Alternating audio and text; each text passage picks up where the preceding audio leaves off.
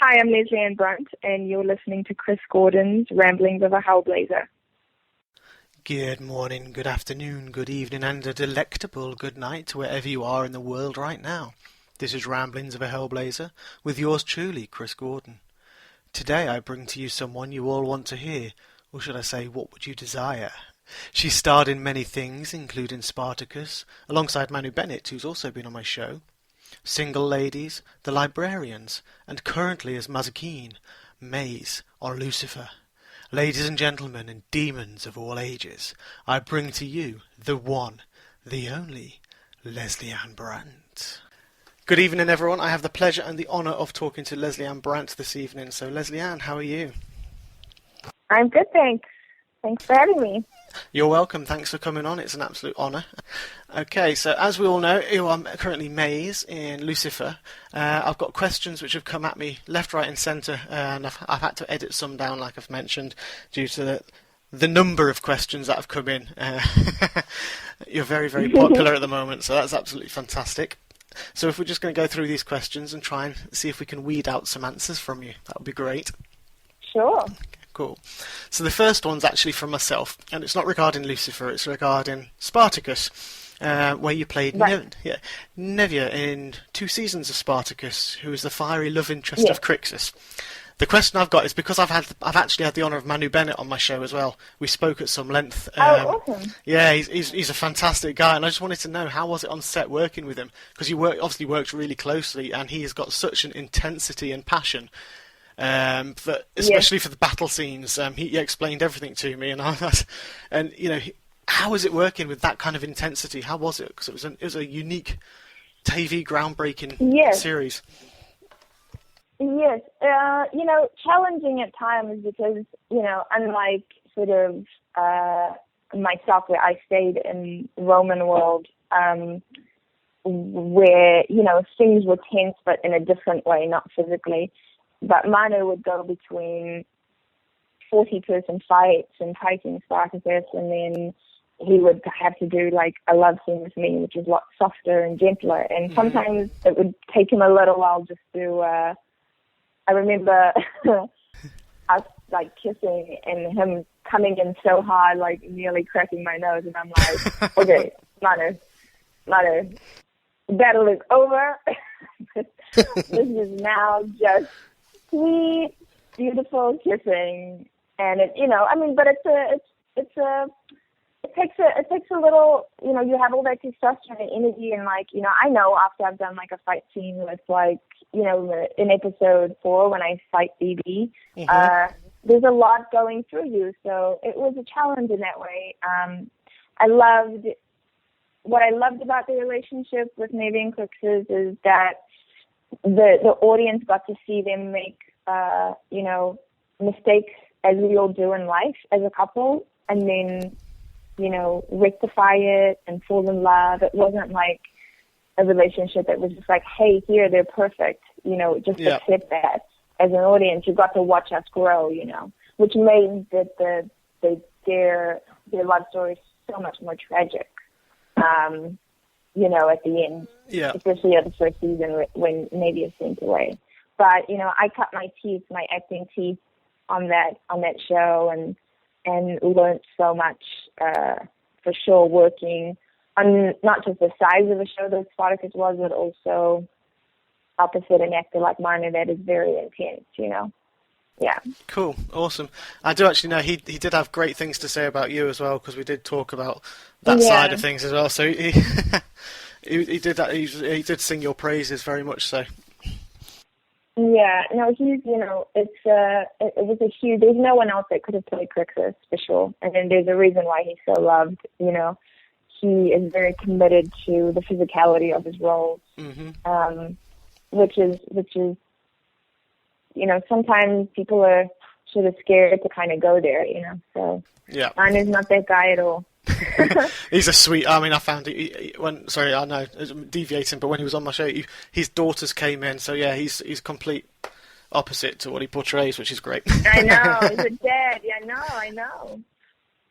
Okay, cool. So now we're going to I'll ask you some questions about Lucifer, which is what we're all here for and what everyone Yes, is sent let's talk about in. Lucifer. Oh, yeah.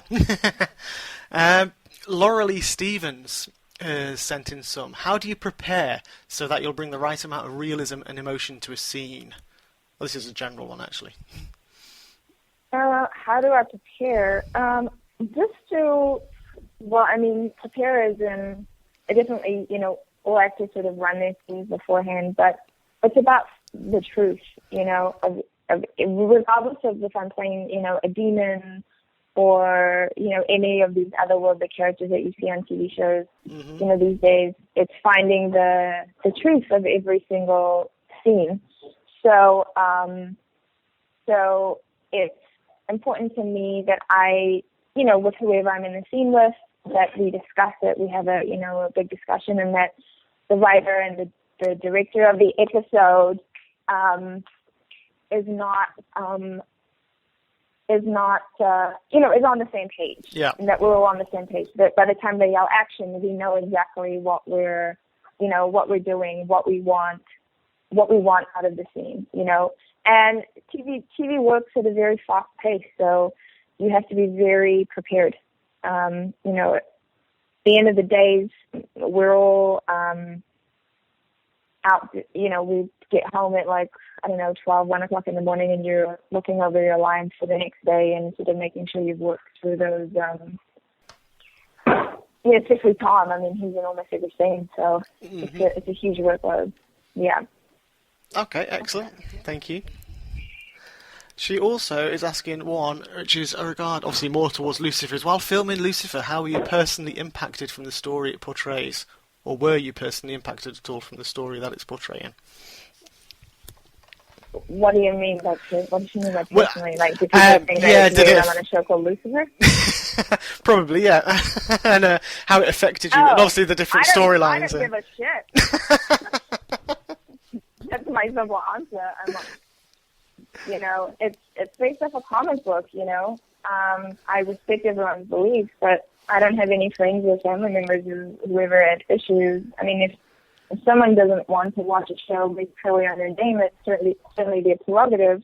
Their hope is, of course, that people will not judge a book by its cover, so to speak, and, find out for themselves. A lot of my friends who are, religious, and they watch the show and they're like, oh, it's not what we expected, and it is an unusual show in that sense, and it's what was so great with Fox, taking the chance with our show. We don't really fit into a box. We're like this mashup of, mythology and procedural and these like quirky, awesome characters. So, but yeah, I don't really, I don't really care.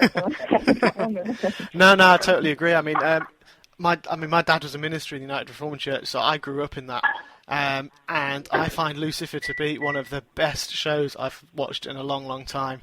I find myself just cracking up laughing there's always something in there. Yeah. It's light-hearted as well. It's brilliant. It is, yeah. I mean, Tom's father is a pastor, and his sister and brother-in-law, and I was raised Catholic. It's at the end of the day too, I mean, again, each to their own beliefs, and I totally respect that. But what I love about our show is that it forces, it pokes fun at humanity. Mm-hmm. Do you really think a guy in a nice suit, with the bar in Los Angeles is making you do things you shouldn't do in life? Like, is that really, you blaming it all on that guy? Oh, yeah. You have no ownership, that you don't have no ownership of your decisions, I love that. Our show is very cheeky, It is, definitely. As is the entire cast, so. Well, yeah, I mean, I was talking to DB the other day, and I mentioned that because I said it's the way it twists, so I'm going against the question I've got here, Phil. It's just the way it twists around, like, the whole ethos of, Lucifer, the devil incarnate, the most evil thing ever. He comes to Earth and he shows compassion. He punishes. He punishes the evil. He punishes. Exactly. He punishes the people who deserve it. He doesn't go out sort of going, well, hey, nice person who's saving the world. I'm gonna, Yeah. That's what I think. There's a line in our show. It says that's the devil in the movies and television. They always get it wrong. I totally agree. Oh yeah, definitely. And obviously with DB's character, it kind of the angel comes down and then he's battling with all the sins and the temptations that it's just a great mix, and it shows brilliantly. Absolutely. Cool.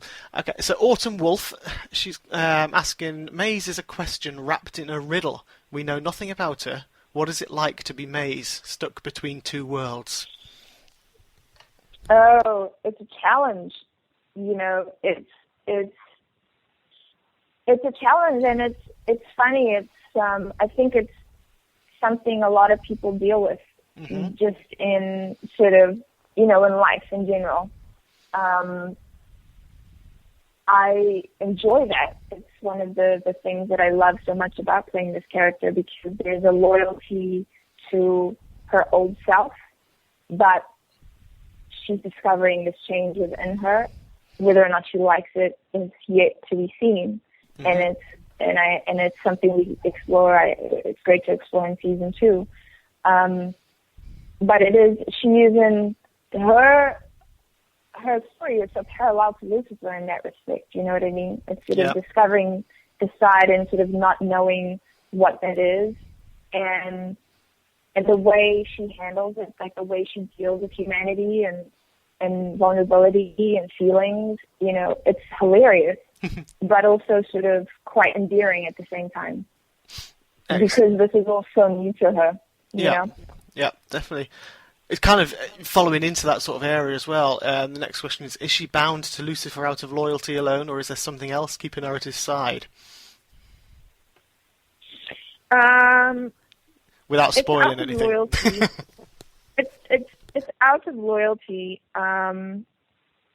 She takes a vow, and we say that in the show when he sort of says, "I know you took a vow, and I said, but nothing. Like we're together, until the end of time."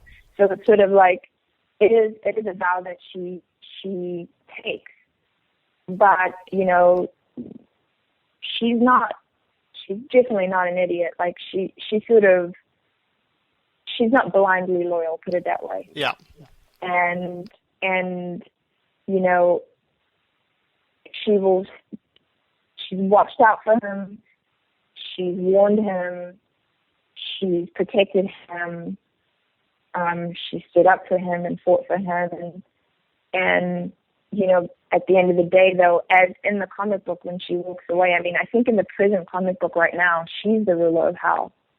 So, hey, guess what? Maybe season 4, Maze is sitting on the throne. You never know. You never know. Don't cross her. Excellent. Would Maze want Lucifer to get his angel wings back? Are they not just a symbol of everything he was before he fell? I think they represent. They were given to him. The thing that people that I always thought, and I discussed this with the writers, is what Amenadiel, Lucifer, and Maze understand is we are all part of this giant play, and human beings are in part of that play, and God is the playwright, right, director, and so we all have a role to play. And if one of us doesn't show up, if one of us quits the show, if one of us sort of doesn't do their job, well, the play doesn't work. And I think she's always understood that and known that. And so she, at the beginning of the first season, we know they've been there for about 5 or so years. She knows, okay, well, this is a break, but we're going to go back to the play, right? Yep. And then he meets Chloe, and Chloe changes that. And I think at the back of her mind, she's always realized, as is Amenadiel, which is why they teamed up, we want what's best, which is for us all to go back to our roles and our positions. Now, what's interesting about you saying he fell, and what we explored in the show with Dr. Linda, is Samael was God's favorite son, and that God knew he was the only one who could go down there and do that job, the most difficult job of all, you know? Whereas Amenadiel was, you know, if he seeks, and the show, again, explores that he seeks his father's approval. They both brothers have daddy issues. Yeah. You know? Big For style. different reasons. Yeah, for different reasons. One Well, yeah, seeking exactly. approval. One is going, screw you, why do I have to do what you say? Just because you say it. Yeah. So, it's like two teenage brothers, isn't it? Yeah, but that's what's cool about the show is like, if the show wasn't called Lucifer, this is a family dynamic, you know? Definitely. My best friend met a new girl. I don't like her. Like, you know, these are things we all relate to. We all understand these relationships. And our cast, they're amazing because they elevate this, you know, these otherworldly characters and they integrate them with the otherworldly characters. And they do it in such a hysterically funny, honest, truthful way that it's so exciting that we get a season 2 because we get to take it and make it even bigger and go even deeper, you know? Yeah. So, I'm sorry, I'm rambling now. No, it's Ramblings of a Hellblazer. Please, Gary. Awesome. At Lucifer Daily, do you think, and would you like us to see more of Maze's half face either in the season finale or in the second season? Yeah. I would love to see it in the second season, absolutely. I've always been the one who's really pushed, you know, to have more of that, and I work very hard to try and incorporate, you know, aspects of the comic book and traits and wardrobe and sort of a look of hers as much as I can into our version of the show. Mm-hmm. You know, as much as it's honest and truthful for what it is that we are trying to do as a television show. But I do think that we'll probably see more of that in season 2 for sure. You know, she feels the most beautiful when she's sort of like me when I take off my makeup after I've been to sit. Like I feel my best when I don't have anything on because I'm like, I can just be myself, you know. Yeah. I think she sort of has that feeling too, as well. Excellent. And I kind of agree with that as well. It's kind of nice when you when you can be yourself and you're not for yourself, obviously. Yeah. It's you know, when you're just in the limelight, you can just kick back and. And there's huge themes, and you know, there's a huge metaphor in that. It's sort of what is the idea of beauty? For me, she is beautiful when half her face is rotten, but in human world, you know, beauty is a different thing altogether. And I think she detests that in a lot of ways. I mean, she uses it to her, you know, to get what she wants, with men and women, and, you know. But I think the idea of being like everyone else, looking like everyone else, sort of grosses her out. Yeah, definitely. It is a very the way beauty is defined in the world today. It is very singular, and I'm a firm believer that beauty is always from the within. It doesn't have to be skin deep. It's what's inside of you that's the true beauty. Absolutely. Sing it, Chris. I'm only saying that because I'm ugly as anything. At Raven MJK, it's a very similar question actually. What do you think Maze's true form looks like? Sort of following on a bit more. It's quite hideous, and I love it. You know, it's sort of. I mean, there's lots of images from the books if fans wanted to Google or buy the books and read it, but it's not pretty, you know. And I'm excited to see where they take it in the second season. Excellent. Definitely. Do you think she still has, sorry, this is from Riven MJK as well, do you think she still has feelings for Amenadiel? I can never get that name right. Amenadiel. Yeah. I think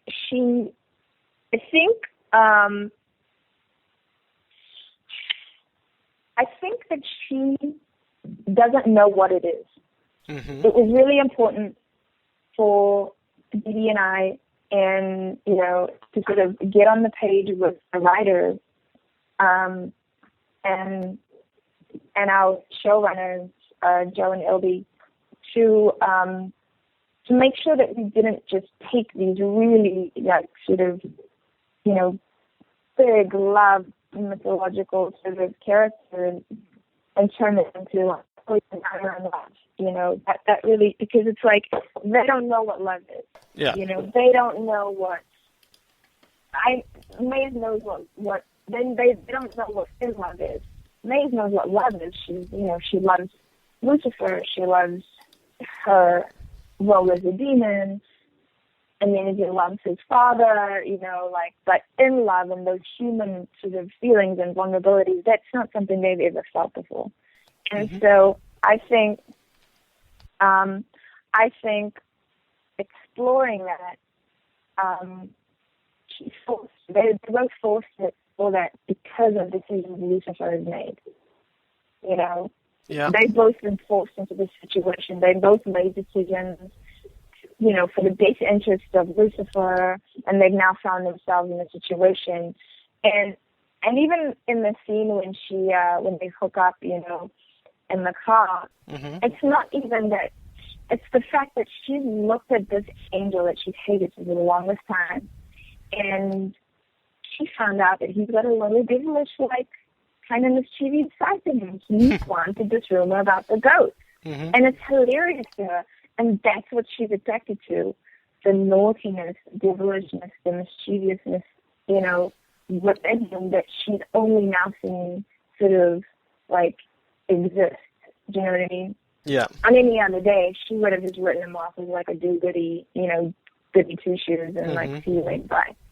And I'm imagining, too, the idea of, having sex with an angel probably gave her a bit of a thrill, to make him, to stain him in some way. What happens after that is all of a sudden, wait, he's actually kind of cool, maybe. I don't know what this is. So that's where you see her struggle in the last episode, trying to stab him, because,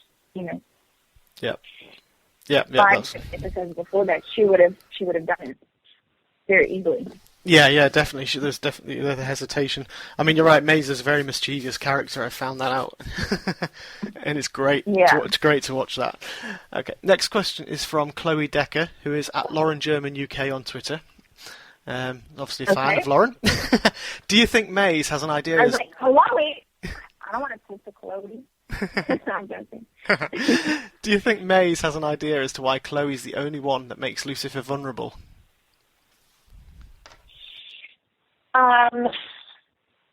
Interesting question. I don't think she does. I think she's as much. If she did, I think she would have taken her out a long time ago. Yeah. Regardless of the consequences. I think that's something that's going to, and even sort of in the final of the season finale, you sort of will see that even though she knows this information, she's going to hold how she feels about it sort of close to her chest until she discovers why, and that's going to be season 2, I think. So cool. I think that's why she's been telling Lucifer this woman is as dangerous as she is. Yeah. Because it's unexplainable to her. Mm-hmm. Cool. So watch this space then, and we'll see that expand. Yeah. Excellent. So Heather Norton, who is at Orange Catcher. I love these Twitter names, I really do. Orange Catcher. As Lucifer made Lilith his first demon, does that mean Maze is actually Lilith? No, I'm not Lilith. Lilith was my mother. Mm-hmm. So I am born of the demon army. My mother, I have my mommy issues. My mother tried to kill me. And my father is like some serpent demon. But I'm not Lilith now. I take over the Lilith army and how, as far as, history goes, eventually. Yeah. But no, my mother is Lilith. And hey, maybe we meet her at some point in the series. Well, hopefully, I yeah. don't know, third season or something. Yeah. But yeah. Okay, cool. There you go. Okay, so Emanuela, she's curious to know if you had a stunt double for your fight scenes. If I had a stunt double. Yeah. So you have to, because Health and safety that's laws, how I guess. the business sort of, yeah, absolutely. But I will say that Janine was amazing, and she did a lot of the shadowy fights in episode 5. Mm-hmm. You know, she did a lot of that sort of stuff. She did not do, apart from, I think, one move in the fight where Dee pushes me and I go sliding, but then the reverse, you see my face. Apart from that entire fight I did myself. Okay, cool. I'm very much a tomboy. I love to get involved.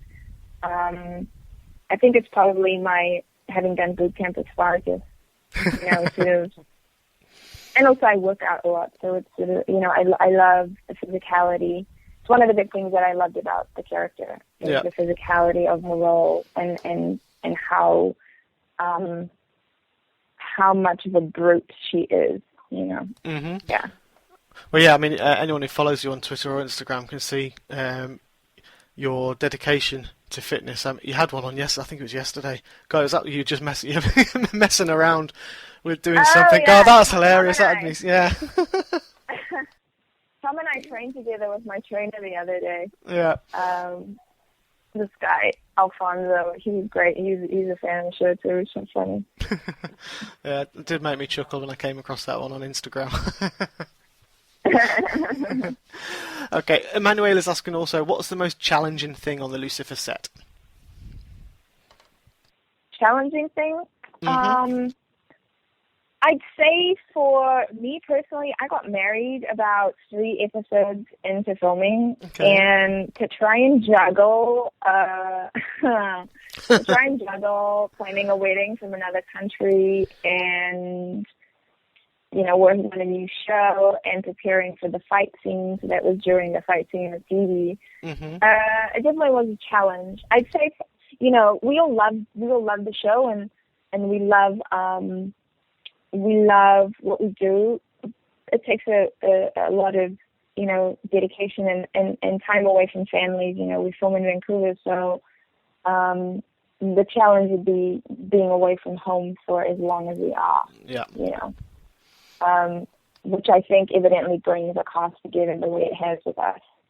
So I'm grateful I have those guys, for sure. Cool. That's something I hear quite a lot as well. Is you know, that is bringing you away from home for so long to film, because you are away. But like DB said the other day, your cast really knits together. And one thing I said was, when as a viewer, you can see when a cast has really gelled together, because you can see the fun come through, and you know, you can see that those relationships there, the real relationships, the real friend relationships build, and that shines through as well. It's difficult to explain, but right. Yeah, you can. You know what I mean? You can actually see that shine through, so it's great. So the last question. Yeah. Oh, sorry, Karen. I was no, I was listening to you. Sorry. That's all right. The last question I've actually got is from Exactly 10 Potato at Twitter. This was asked to DB as well. Now, I'm asking you because DB stated that you were absolutely crazy and a riot. What? And a riot in a good way. Don't do that. I mean, he said he loves his bits. Exactly. He goes, you're absolutely crazy on set. So I was want to say, were there any notable goofs or the blooper reel type thing that you can come up with, that you can think of, that just had you all falling about laughing, or was just got the mood going? Okay, so we're always laughing. I mean, I just actually got the gag reel yesterday. I watched it, and it's so funny. Lauren is hilarious, and Rachel, it's really good. And I think you see a lot of like our personalities, you know, come out for sure. But the thing that was really funny was, so in the last episode when Dee Dee and Tom had a big fight, you know, and Dee Dee gets thrown against the glass, and it was like Tom got so into it that he split his pants, but all up to the crack, right. And we were just in hysterics. I was like, and then we started laughing and saying that he was twerking and he was a rookie twerker and he didn't know how to. He didn't know how to pop his booty. So that was really funny. But we're always, I mean, you know, we're a cheeky show. So we're always, we have very dark, dirty senses of humor, all of us on the show. And it just, you know, it's like, who can tell the dirtiest joke? It just the bar keeps being raised. It's a lot of fun. It sounds it. And it's great to have that kind of sense of humour for a show which is as dark and darkly comedic as well, because you know that it's just brilliant. Totally. Cool. So that actually brings me sadly to the end of the questions I've got for you today. Is there anything last you'd like to say to all the fans who are listening now? Yes, I would actually. I want to thank them so much for supporting us. You know, the landscape of television is very competitive, and you know every show is vying for your attention, and we were a mid-season pickup, and sort of, you know, fans have just been so instrumental as to why we got a season 2. Our numbers have been great, and was giving, you know, other shows a real run for their money as far as numbers goes, and we're just so grateful to the fans who have stuck by us, and we're excited to bring an even bigger season 2 for you guys this year. So thank you very much for watching. Fantastic. Thank you very much, and all your co-stars for bringing it to us, and obviously the crew behind the scenes too. Yes, they have an amazing crew, so I have to give them a little shout out too. They were great. They work really hard. Thank you, Lesley-Ann, for your time once again. Absolutely fantastic to talk to you, an absolute pleasure, and I really hope to be able to talk to you again on my show in the future. And thank you, Lucifer fans and listeners, for the questions that you sent in, because without them, this would have been non-existent. The questions were brilliant, and I hope you got the answers that you wanted. This has been Chris Gordon with Lesley-Ann Brandt on Ramblings of a Hellblazer.